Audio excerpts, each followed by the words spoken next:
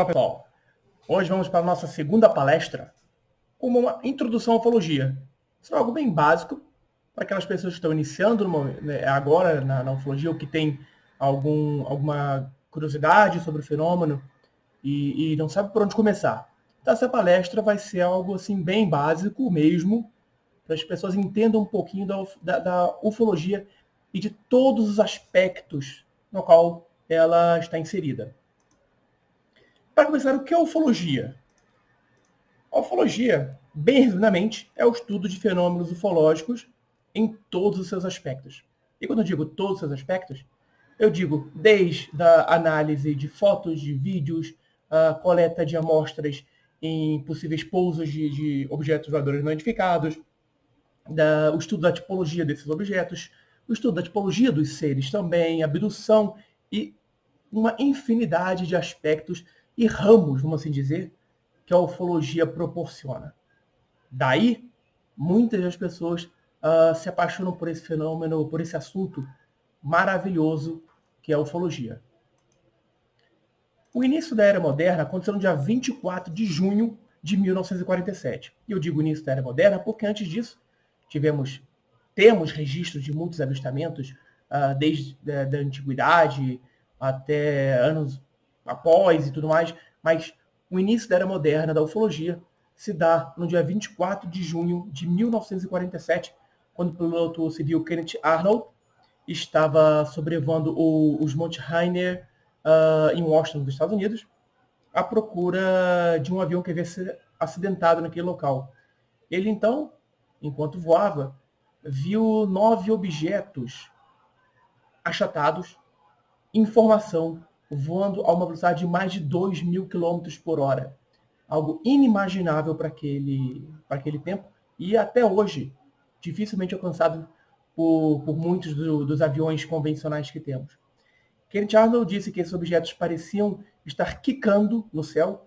É a mesma coisa se você pegar uma pedra, jogar no lago e fazer ela quicar, ficar pulando várias vezes no lago até afundar. Então esses 9 objetos, estariam quicando no céu. Em nenhum momento ele falou de flying saucers, ele falou de objetos. E esses objetos, segundo Kenneth Arnold, não eram discos, na verdade. Eram como se fossem bumerangues, posteriormente, quando ele fez esses desenhos. Mas, após ele pousar, ele relatou o ocorrido e, no dia seguinte, ele foi entrevistado por um jornal. Vários jornais estamparam a sua história nas primeiras páginas. E um dos repórteres cunhou o termo Flying Saucers, que seriam pires voadores. No Brasil, ficou comumente conhecido como discos voadores. Então, o início da Era Moderna da ufologia começou no dia 24 de junho de 1947, com o avistamento de Kenneth Arnold. A partir daí, temos a classificação dos contatos imediatos. Muitos de vocês já ouviram falar, já assistiram o filme de Steven Spielberg, Contatos Imediatos de Terceiro Grau, um filme maravilhoso, baseado muito em relatos, em contos, em aspectos da ufologia verdadeira, e Steven Spielberg é um apaixonado pela ufologia. Então, essa classificação dos contatos imediatos, existem várias vertentes, algumas com menos, outras com mais tipos, e o que a gente utiliza hoje é a fonte do Centro Brasileiro de Pesquisa de Discos Voadores, o CPDV. O que seria o contato imediato de 0 grau? É a observação de um objeto voador não identificado a grande distância. Muitas vezes é preciso uma luz que faz movimentos ou apresenta alguma característica diferente de qualquer coisa que você saiba. O contato de primeiro grau, o CI1, a observação é realizada a curta distância, o que permite captar alguns detalhes do OVNI, como janelas, pontos de luz, anexos, alguma marca, algum símbolo, alguma coisa assim. Em seguida, temos o contato imediato de segundo grau. Ocorre quando o OVNI pousa ou sobrevoa um determinado local, deixando indícios fortes de sua passagem, como vegetação queimada, marcas no solo, fragmentos, além de provocar perturbações em animais e pessoas. Muitos avistamentos em áreas rurais, os animais ficam alvoroçados, inquietos, e quando a pessoa vai verificar o que está acontecendo com esses animais, ela se depara com um objeto próximo a ela, próximo onde ela está, pairando ou mesmo pousado no solo. O contato imediato de terceiro grau é onde é possível observar tripulantes do OVNI dentro ou fora dele, sem que haja, no entanto, qualquer tipo de comunicação, é apenas um avistamento. A pessoa vê os tripulantes ou dentro ou fora do objeto, mas não mantém nenhum tipo de contato. O de quarto grau ocorre quando, além da observação dos tripulantes, dentro ou fora, há algum tipo de comunicação, como palavras, gestos, comunicação por telepatia com esses seres. Alguns desses casos são muito famosos. A gente tem casos no Brasil e nos Estados Unidos onde a comunicação é por telepatia, onde há gestos, onde há algumas palavras incompreensíveis feitas pelos seres e os humanos tentando responder. E o contato imediato de quinto grau, que é o contato mais íntimo entre seres humanos e extraterrestres. O observador, a testemunha, chega a entrar no OVNI, veja bem, voluntariamente ou não. Se for à força, fica caracterizado como um sequestro, chamado na ufologia de abdução, um aspecto terrível da ufologia. E quais os formatos dos OVNIs? Pois bem, existem hoje em dia mais de 80 tipos de OVNIs catalogados. Eu escrevi alguns anos atrás o Guia da Tipologia dos UFOs, onde eu coloquei pelo menos 55 tipos de objetos voadores identificados. Nesse quadro, muito didático, e também utilizado quando a testemunha verifica algum objeto e é aqui que ela assinala o tipo de objeto que ela viu, são mais de 80 tipos de todos os formatos e todos os tipos. Então, se nós formos pensar que para cada objeto desse existe um tipo de civilização que vem ao nosso planeta, estamos aí falando de pelo menos 80 tipos de civilizações. Não estou afirmando isso, mas estou levantando uma possibilidade. Quando falamos de evidências, óbvio, as evidências que nós gostaríamos era ter um objeto voador identificado, saber sua origem para poder ir atrás, ter uma foto que seja uma evidência crucial, ter uma amostra, ter uma filmagem, alguma coisa assim. Mas a grande maioria das evidências desses objetos, quando não físicas, são fotos e vídeos. Aqui eu vou apresentar algumas fotos de OVNIs, não necessariamente seriam fotos comprovadamente 100% verdadeiras, mesmo porque é muito difícil a gente comprovar 100% que é um objeto extraterrestre. Lembrando, isso eu falo um pouquinho mais na frente, que objetos voadores não identificados não necessariamente são objetos extraterrestres. São objetos que não foram identificados, e uma vez que são identificados, eles deixam de ser OVNIs. Eles passam a ser o que foi identificado. Então, algumas dessas fotos vão mostrar um pouco da característica, um pouco das evidências e dos flagrantes que nós temos sobre esses objetos. Essa foto foi tirada na Inglaterra, em Alfred Dodds, no dia 18 de janeiro de 2005. Verifica um objeto muito brilhante, num céu tempestuoso, e com um arco-íris ali, criando uma foto interessante e muito bonita. Outra foto em Tikul, no México, feita no dia 12 de dezembro de 2004. México é um dos países com maior incidência de objetos voadores identificados e também a maior incidência de fotos e vídeos. É um país que realmente se destaca no cenário ufológico mundial. Veja o formato desse objeto discoide no céu. Outro também foi feito na Alemanha em 1982 ou 1983. Verifica que parece ser um objeto redondo com várias luzes na sua borda. E na década de 80, como digo, 82, 83, era muito difícil termos fraudes digitais destes objetos. Outro exemplo, em Colfax, no Wisconsin, Estados Unidos, em 1978. Veja que o objeto parece apresentar uma cúpula discoide. A grande maioria dos avistamentos de objetos ou em formato esférico ou em formato discoide, ele parece ter uma cúpula na sua parte superior. Em Mahwah, New Jersey, também, em Estados Unidos, em 1967, um objeto também discoide, fotografado em preto e branco, essa foto, fotografado no céu.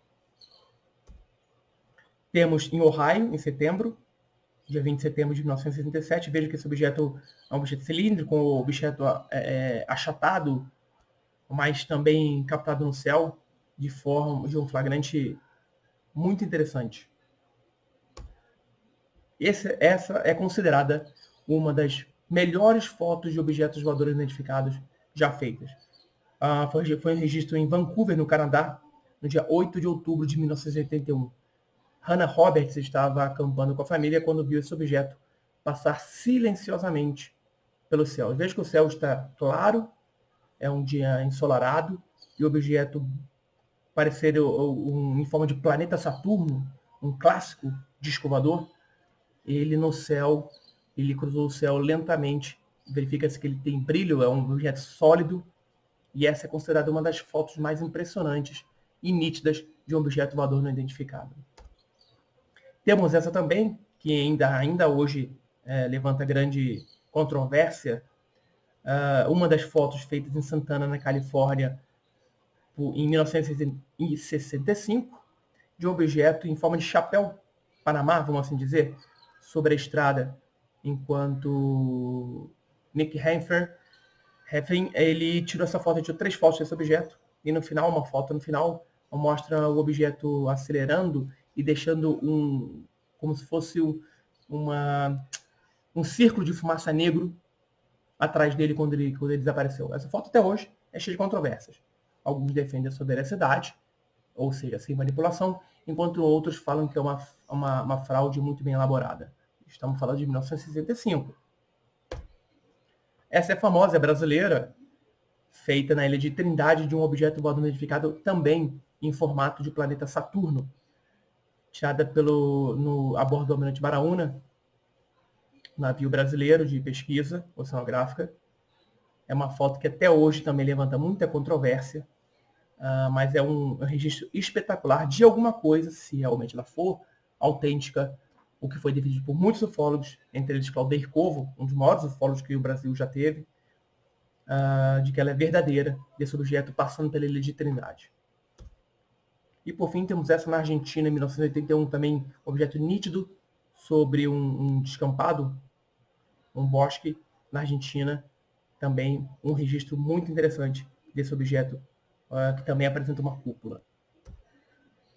E aí, quando a gente fala de fraudes ou interpretações errôneas, a gente está cheio na internet. 95% do que é visto na internet você pode descartar, porque é fraude, uma interpretação errônea, como eu digo, má-fé, alteração de imagem digitalmente. E aqui a gente vai mostrar alguns exemplos desses. Muita gente tira foto e acha que isso é uma flotilha. O que é uma flotilha? Uma esquadrilha de objetos, de OVNIs. Na verdade, são balões ou pássaros, balões de gás hélio que voam a maior altura, ou pássaros também.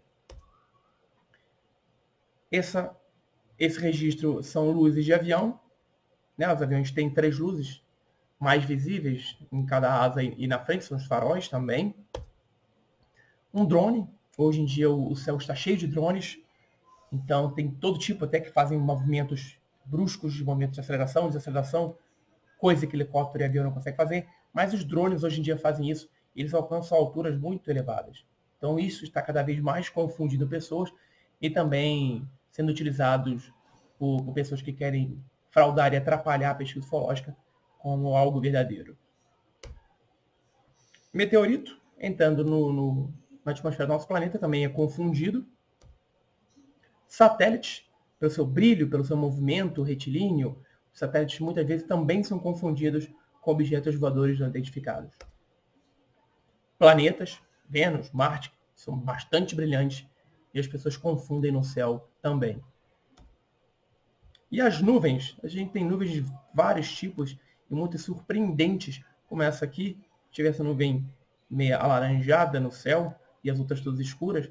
Não é uma nave-mãe, não é uma invasão, é apenas uma nuvem. Assim como essas. Se isso fosse uma invasão, nossa, não teríamos nem escapatória. Várias naves invadindo nosso planeta, mas são apenas nuvens.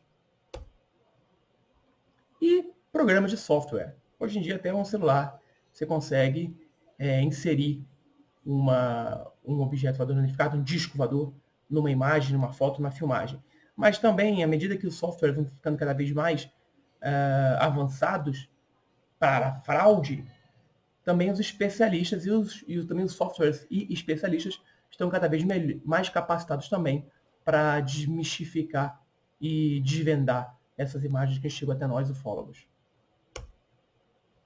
Mais um programa de software, esse é de um celular, bem simples. Quem tem experiência, os ufólogos têm experiência que trabalham com isso, quando bate o olho a gente já sabe, tem quase certeza de que é uma imagem digitalmente alterada. E muitas pessoas que mandam essas imagens para a gente, elas ficam bravas, porque a gente está negando que seja um registro de algo extraterrestre, mas a gente tem que falar a verdade, doa quem doer. A gente temos casos de ufólogos que tiram fotos de objetos no céu, fraudes ou algo que ele acha que é um disparador e vende aí a torta e direito a todo mundo dizendo que fez um registro único, que é uma pessoa com anos de experiência e que nunca jogaria fora por água abaixo a sua reputação. Bom, nesses casos a reputação vai a zero e nem sempre essas pessoas têm uma reputação que elas acham que têm. Fotos fraudadas. Essa é uma foto tirada de uma janela e esse objeto é simplesmente o lustre de dentro da casa, refletido na janela. Como eu disse, apenas 5% de todos os registros fotográficos e em vídeo não tem uma explicação convencional. Mas isso não quer dizer que esses 5% sejam veículos extraterrestres. Eles são objetos voadores não identificados. Lá na frente, a gente pode desvendar que sejam aviões secretos, fenômenos atmosféricos, pássaros e qualquer outra coisa. Mas falando agora em quem nos visitam, quem são os alienígenas que nos visitam? Como eles parecem, por que eles estão aqui, o objetivo. Bom, o objetivo e por que estão aqui é muito difícil de especular, porque é muito difícil de dizer, porque fora isso é tudo especulação. Mas vamos mostrar um pouco a característica física desses seres.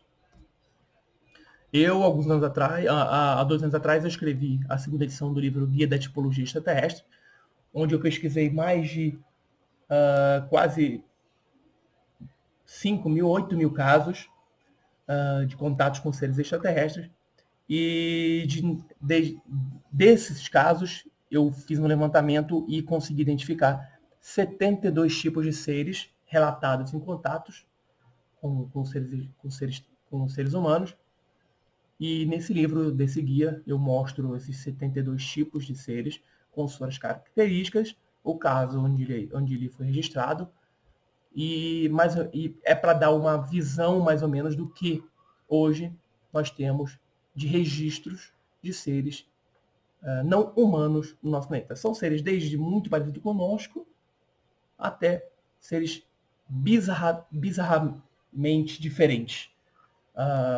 Eu classifiquei esse tipo de tipologia humanoide, tipologia animalia, tipologia robótica e uma tipologia exótica. São 4 grandes tipologias que dentro dele elas estão abertas à inclusão de novos seres e cada um desses seres dentro dessas 4 grandes classes, eles têm suas características e sua subdivisão. Por exemplo, nós temos esse, que é o nórdico, que se fala muito por aí, que são seres humanoides, que não quer dizer que sejam pequenos, são seres humanos com características humanas, 4 membros, cabeça, tronco e tudo mais. E eles são muito parecidos com seres humanos. Se eles andarem na rua, dificilmente você vai conseguir identificá-los. Ainda dentro desse grupo de humanoides, temos os seres, não os Greys, esses não são os Greys, esses são os seres que foram resgatados no acidente de Roswell. Verifique que na ponta dos dedos desses seres, eles tinham ventosas. Eles tinham uma cabeça muito grande, desproporcional ao seu corpo, vestiam um macacão e sua pele era rósea, da cor da nossa pele, mais ou menos. Mas quando faleciam, morreram, alguns desses foram encontrados mortos, outros morreram posteriormente após a captura, essa pele se tornou cinza. O próximo, sim, é um ser do tipo Grey, muito relacionado às abduções. São esses seres que seriam os executores das abduções. São seres cinzas com grandes olhos negros, opacos e brilhantes. Opacos não, brilhantes e profundos, de acordo com o relato das testemunhas. Esse será outro tipo de seres, animalia, a classificação animalia, que serão tipos de seres parecidos com animais. Nesse caso aqui foi um caso em Kentucky, onde esses seres perturbaram durante 2 dias uma família inteira, desapareciam, a família dava tiros neles, eles eram acertados, mas logo em seguida eles voltavam, não morriam e voltavam para perturbar essa família. É um caso muito interessante de Hopkinsville, muito interessante, que quem tiver curiosidade se aprofunde nesse caso. Além disso, temos seres peludos, muito registrados na década de 50, de 52 e 55, principalmente na Venezuela, e eles demonstravam uma grande força, e um dos casos, eles agrediram 2 motoristas venezuelanos, 2 motoristas de caminhão venezuelanos, em 1954 na Venezuela. Tentaram raptá-los, levá-los para dentro, a bordo de um objeto esférico. O motorista conseguiu se desvencilhar, mas antes disso ele brigou com os seres, ele relatou que o pelo desses seres parecia um pelo metálico e muito duro. Além de serem, eles eram, apesar de serem baixos, de baixa estatura, 1,20 m, 1,10 m, eram extremamente fortes. A outra classe seria a classe robótica, e esse é um ser muito estranho. Ela é relatado num caso em Piedade, no Rio de Janeiro, onde a pessoa a testemunha que embarcou no objeto, ela relatou que esses seres comunicavam-se com ele através de telepatia. Verifique que ele com os braços estranhos, injeções, como se fossem seringas na cintura. E é o caso Paciência, no Rio de Janeiro. Muito interessante também, aconteceu na década de 60, e vale a pena também ler um pouco mais sobre ele. A roupa dele parecia ser de escamas, e ele andava em cima de um tripé. E esse é um ser exótico, relatado nos Estados Unidos, onde dois americanos estavam andando uma estrada e eles verificaram esse ser no meio da estrada e ele se mexia como se fosse uma gosma até que entrou dentro de um objeto e partiu. E como a gente tem esse mundo de seres, esses tantos de exemplos, nós temos as características físicas deles e a variedade das mãos dos seres não terrestres, seres alienígenas, vamos assim dizer, é de todas as formas. 5 dedos, garras, 6 dedos, pelos, ventosas e tudo mais. Temos também o tipo de boca, a gente tem vários tipos de bocas, como bocas humanas, dentuços ou com garras também, com focinhos de tartaruga. E além disso, os olhos de todos os tipos. Olhos negros, olhos de mosca, olhos de répteis, 3 olhos, um olho só. Todas as características de seres não humanos e que foram registrados num livro que eu escrevi, Guia da Tipologia Extraterrestre. E quando você se depara com esses seres, você tem 2 possibilidades. Ou apenas observá-los, tentar algum contato, ou você ser abduzido, que é o que chamamos de abdução alienígena.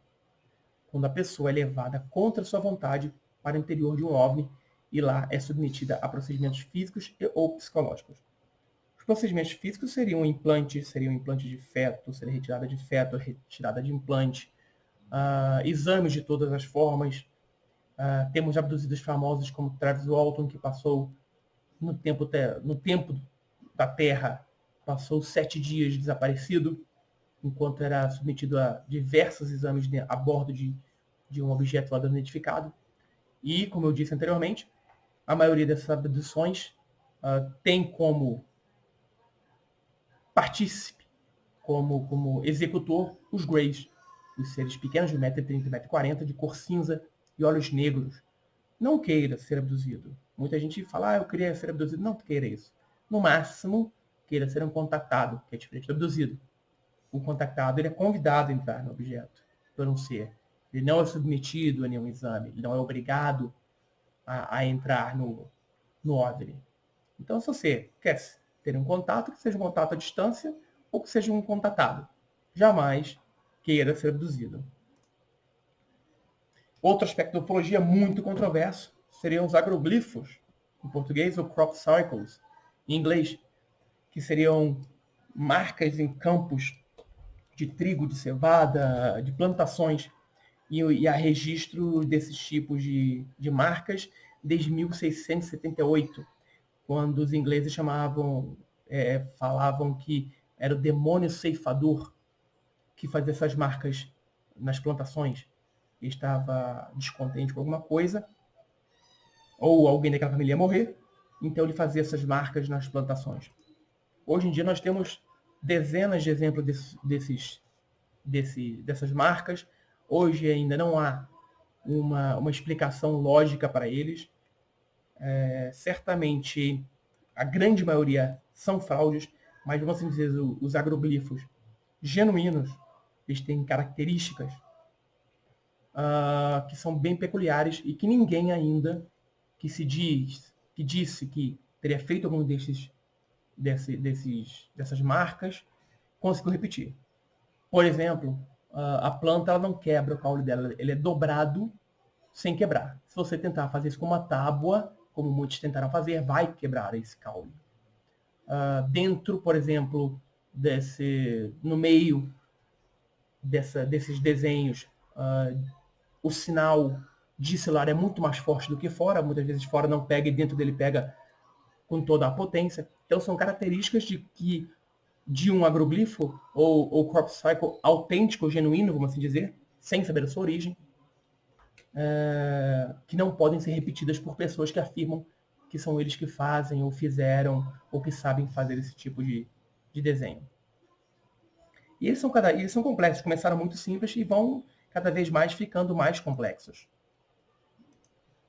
No Brasil, nós tivemos também Ipuaçu, por exemplo, em Santa Catarina, tivemos no sul do país, no início dos anos 2010, 2011, 2012, tivemos registros pela primeira vez dessas marcas no nosso país. Também foram constatadas algumas fraudes, obviamente, que foram logo descartadas, mas alguns dessas marcas foram registradas e continuam sem uma explicação lógica. E são as mesmas características dos agroglifos, dos crop cycles na Europa, principalmente na Inglaterra. E aqui foi-se feita uma pesquisa muito profunda pelo GEVAER, com a colaboração de professores da Universidade de São Carlos, em São Paulo, que verificou a alteração genética dessas plantas que foram recolhidas. As plantas também eram dobradas, não eram quebradas. Então, são características muito diferentes de alguém que vá a um campo desse no meio da madrugada, sem acordar ninguém, sem usar luz, e em 3 horas consiga construir uma figura geométrica complexa como as que nós vemos por aí. Mais um exemplo do que foi registrado. Esses aqui são caminhos que as pessoas entraram, né? Mas o que conta são tamanhos gigantes dessas formas. E até hoje a gente não sabe o significado delas. É isso, pessoal. Espero que vocês tenham gostado, mais uma vez, dessa palestra. Como eu disse, uma palestra bem básica para quem gosta de ufologia, para quem está começando agora, para quem já está há bom tempo, mas é uma forma bem didática de tratar o tema, que é muito interessante e tem muitas outras vertentes. No decorrer dessas apresentações, dessas palestras virtuais, eu vou abordando outros assuntos mais profundamente, para que todos tenham acesso à informação séria e de qualidade. Obrigado a todos e até mais.